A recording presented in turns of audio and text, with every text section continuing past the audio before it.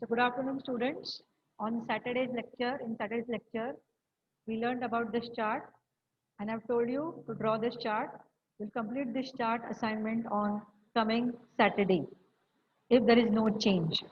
So just to revise quickly, we were studying the classification of plantae under two subkingdoms, cryptogams and phanerogams. Under cryptogams, you have division Thallophyta, Bryophyta, and Pteridophyta. And under phanerogams, you have Spermatophyta. Today, we are going to learn about Bryophyta. Okay?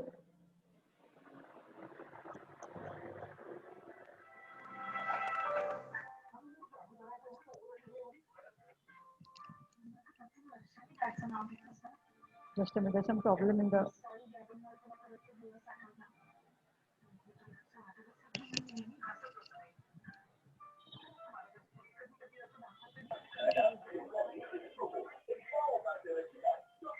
Okay.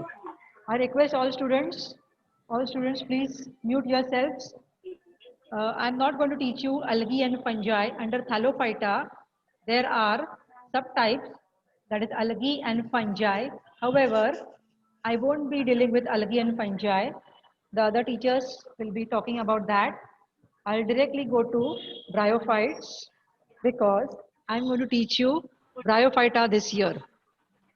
I request all of you, please mute yourselves. You are starting with bryophytes. We are starting with bryophytes, where it comes under subkingdom cryptogamy. After Thallophyta, that is algae and fungi, you come to bryophyta. Now, yesterday I have told you what are bryophytes. Do you remember what I told you? Uh, whose video is not mute? I can listen some voice from backside. Please mute yourselves. Still some voices coming.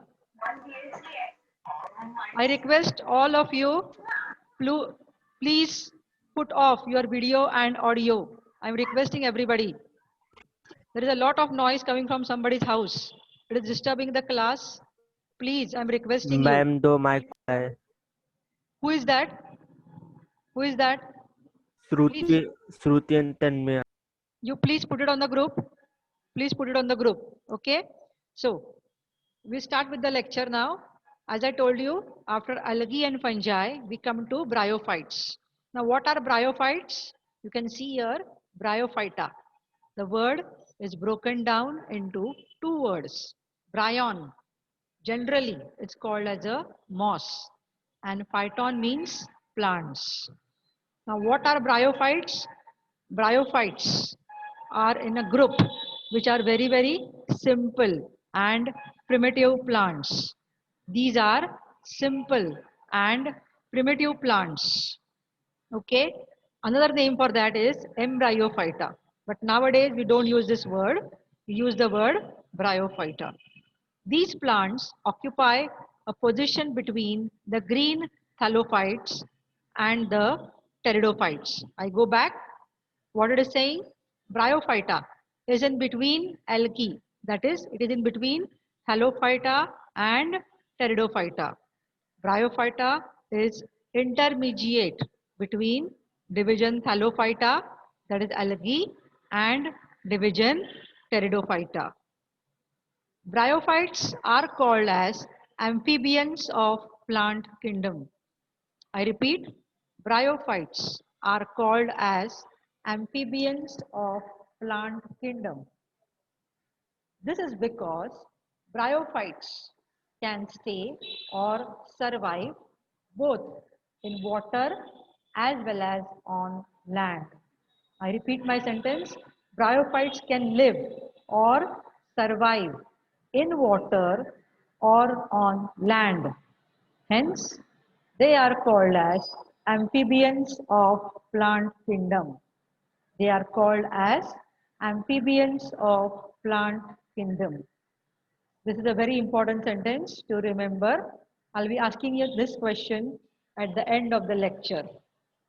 Why bryophytes are called amphibians of plant kingdom? Next point, bryophytes generally are called as mosses. These are those plants where the plant body is differentiated into root-like organs called as rhizoids.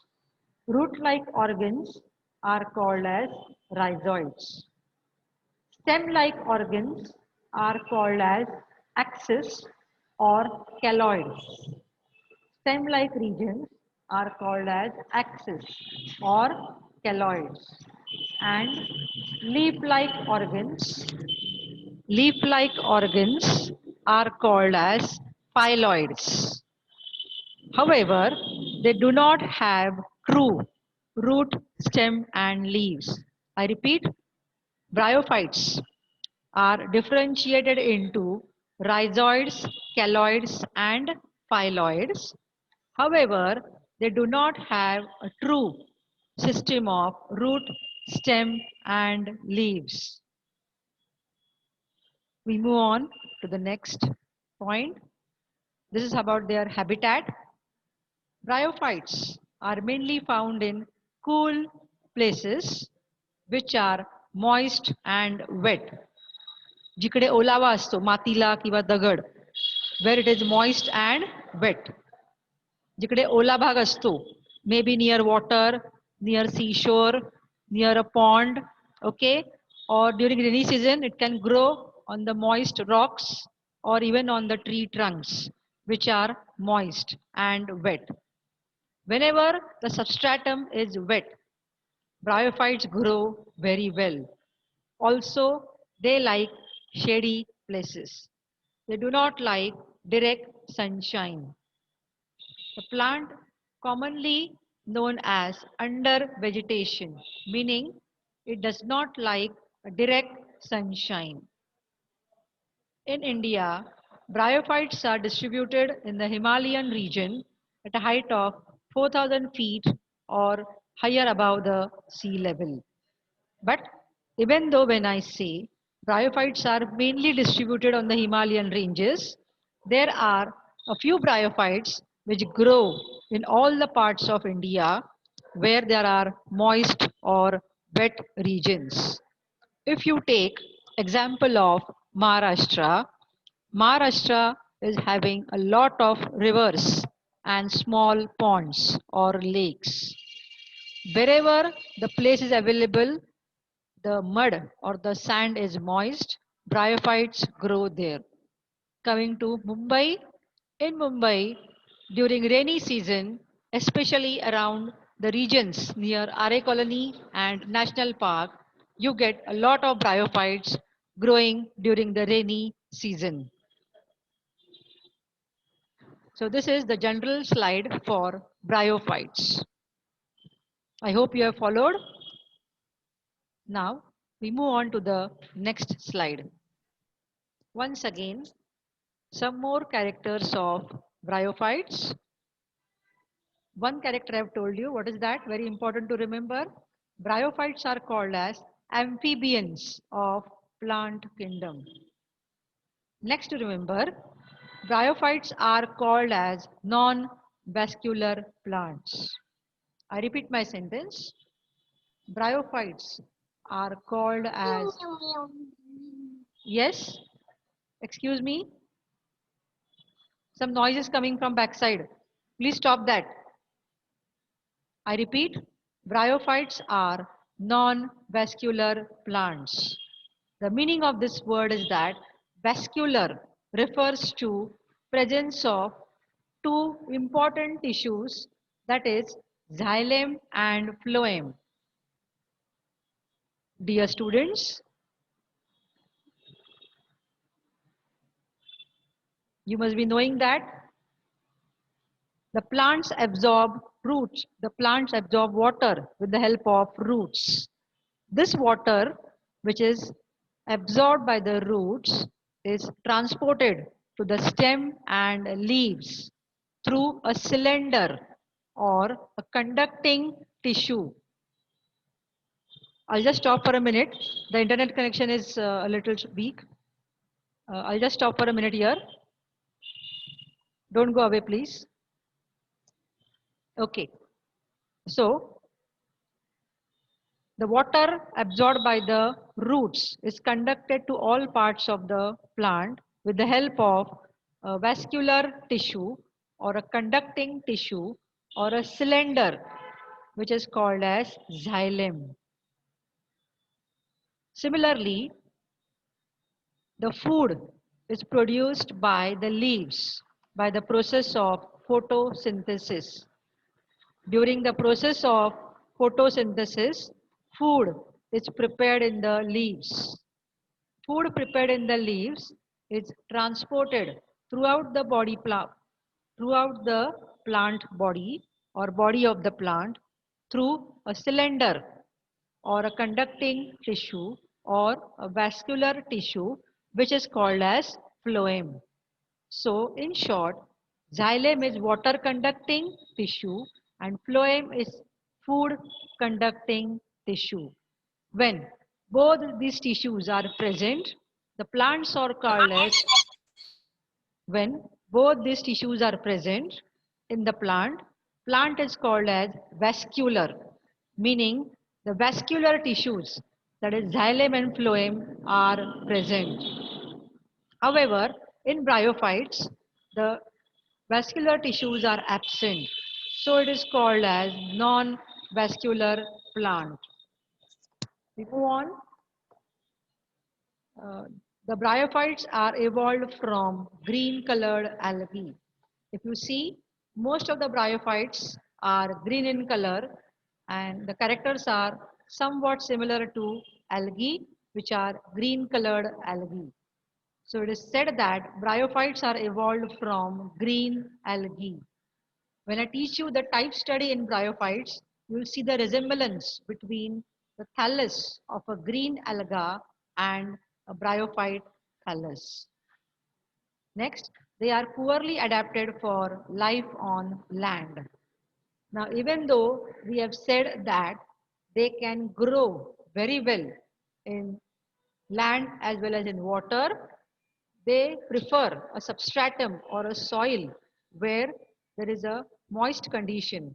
Some water is essential for their growth, even though when they are on land. However, a unique feature of bryophytes is that if suddenly, if suddenly the substratum becomes dry or if the conditions are very, very dry, if there is no rainfall or no water available for a very long time, they dry. The bryophytes thallus will dry. However, they remain there in the subdued condition. They remain there in the subdued condition. And when water is back on the onset of favorable conditions, that is, when they get water, they again become alive or live. This is a very important feature of bryophytes. They remain in a subdued condition, in a dormant condition. Then, on the onset of favorable seasons, they again grow up into a fresh green thallus.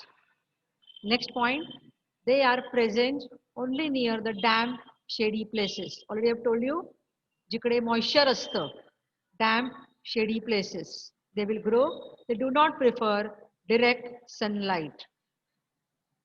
Now, as I said, xylem and phloem are absent, so the transport of water, minerals, the food prepared, and the similar substances will take place by diffusion method.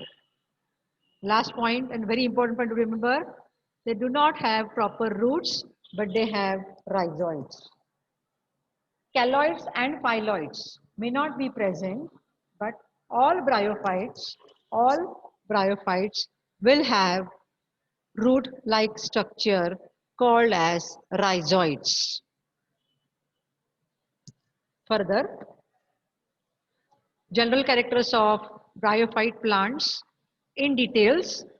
Till now, the slides which you have seen are characters of bryophytes division or bryophyta division. Uh, Internet connection is a little unstable. Just wait for a minute. Okay. So, this is the last slide for the day. General characters of plants. It appears that the ancestors of bryophytes had a well-developed alternation of heteromorphic generation. Dear students, in lower plants, that is Halophyta, Bryophyta and Pteridophyta, maybe in some gymnosperms also, you have alternation of generation. That is, the single species will show two generations. One is a sporophytic generation and other is a gametophytic generation. You'll understand this better when I teach you the life cycle of a bryophyte. There are two generations. One is sporophyte and the second is a gametophyte. The sporophytic generation is diploid and the gametophytic generation is haploid. Since this type of life cycle is common among the living members of the plant kingdom, bryophytes come under plant kingdom. Then as I said, the sporophyte is a diploid generation. It will give rise to spores. It will give rise to spores. The spores produced by the sporophyte are haploid spores. They are haploid spores. From the diploid sporophyte, in the diploid sporophyte, there are spore mother cells. The spore mother cells undergo meiosis to produce haploid spores. I repeat my sentence. Spore mother cells present inside the sporophyte undergo meiosis to produce haploid spores. When these spores fall on a suitable substratum, they germinate into gametophyte. They germinate into a gametophyte. The gametophyte generation is a haploid generation which will produce gametophyte is a haploid generation which will produce male and female sex organs, which will eventually produce male gamete and female gamete. During sexual reproduction, male and female gamete will fuse to produce a zygote. See here, male gamete is haploid and female gamete is also haploid. Both will fuse to produce haploid plus haploid. That is a diploid zygote. A diploid zygote. The zygote then develops into a sporophyte. Last point for the day, all the plants in bryophytes are normally oogamous. Oogamous means the male gamete is very, very small as compared to the female gamete or the ova. I repeat, oogamous means male gamete is very, very small as compared to the female gamete. Now, dear students, as I told you that day, please take a screenshot of this slide. Waiting for 2 minutes, take a screenshot of this slide.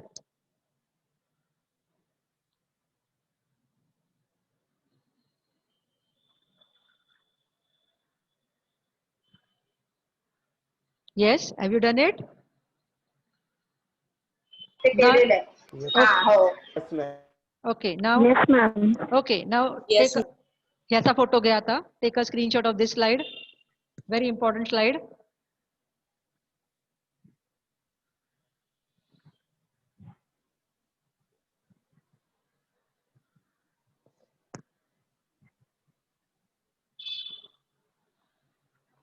Okay, yeah. I'll show you. आणि Okay. त्यांना म्हणजे negative positive Hello. Negative positive येते ना त्यांना असा वेगळा ward आहे मग Please, ही त्या कसल्या I वॉर्ड मध्ये request, आणि त्यांचं please mute yourselves and take a screenshot of this. Please take a screenshot of this.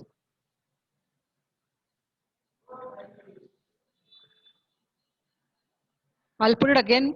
We'll be stopping the lecture here. The presentation will stop here. This is going to be followed by a question answer session. This is going to be followed by a question answer session.